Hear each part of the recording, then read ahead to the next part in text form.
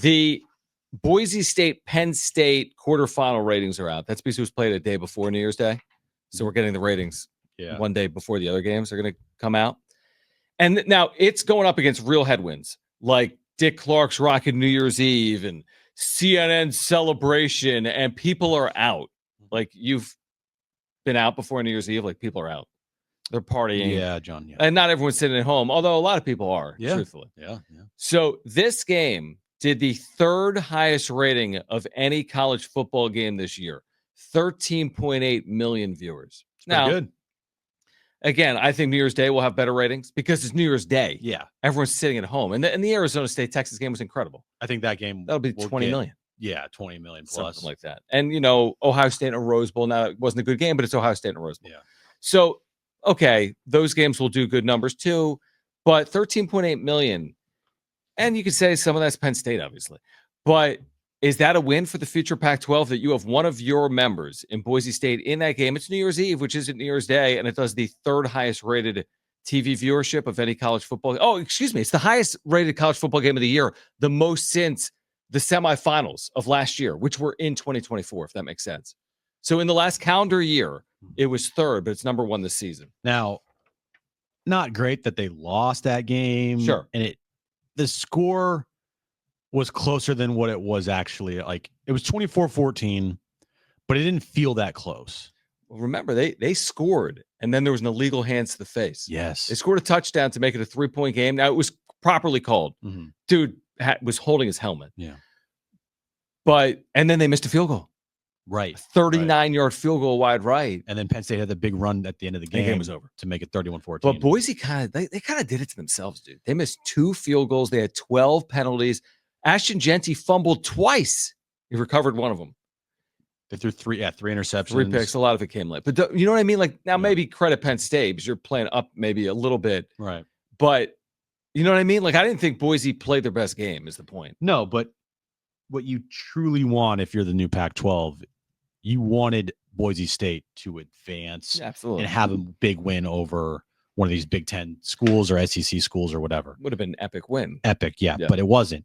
And did you see when they ran out on the field and the guy tripped over himself and fell face first? That was before the game started. That's how you know it might not be your night. Yeah, as soon as that happened, it was like, that's going to do it. Flag guy or the hammer guy? No. They have guys race out with hammers. Well, you had Genty with a flag, and you had another guy with a flag, and this guy had a flag too. So they all three had flags, and this guy went down. The guy behind Genty just like face first, boom, right in the turf. Never a good start. No, not really. In a dome to go face first. Yeah. But again, and maybe it's just because it's the playoff and you're going to get huge viewership. Mm-hmm. But I just like the positioning moving forward of the Pac-12, which is like kind of like the winner of your league has a good shot to get to the playoff.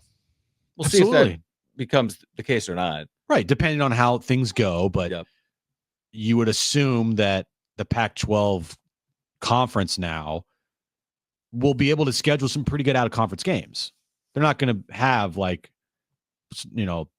only one team have a Boise State schedule out of conference. Yeah, it's not that Boise State's, it wasn't necessarily their schedule. It was who they lost to and how close it was. They lost to the number 1 team in Oregon. Yeah, I know. It's almost like it was like a perfect storm. But they still scheduled Oregon on their schedule there. True. But like they benefited from, to their credit, they played well. Oregon helped. And Oregon was number 1 in the nation. Like, what if you played Oregon one year, they go 8-4? Right. True. You can't really predict that. No. You're right. It helped them there that Oregon was good. Like next year, Boise State plays at Notre Dame. So is defending national champs? Right. Are they going to go 12-1 again next year? Or are they going to go 7-5? And that might impact how Boise does, if they can make the playoff again next year.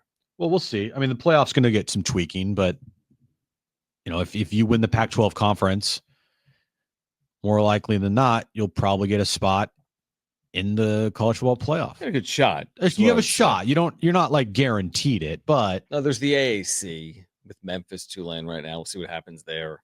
Yeah. I just don't see the Mountain West. Like, I just don't see the NIU like Wyoming winner going. I mean, maybe I'm jaded there. Maybe I'm off, but I don't forecast that. I just feel like there's a separation just because their conference overall is better than all these other. You take Boise State, San Diego State, Washington State, Oregon State. You've just separated. I like that they're at least open to making changes every year with it, opposed to like during the BCS era, if you would even suggest a change or an alteration to the way something would go, Right. you would just get yelled at and thrown out of the room. So, yeah, man. The one thing about college football, it's never been perfect.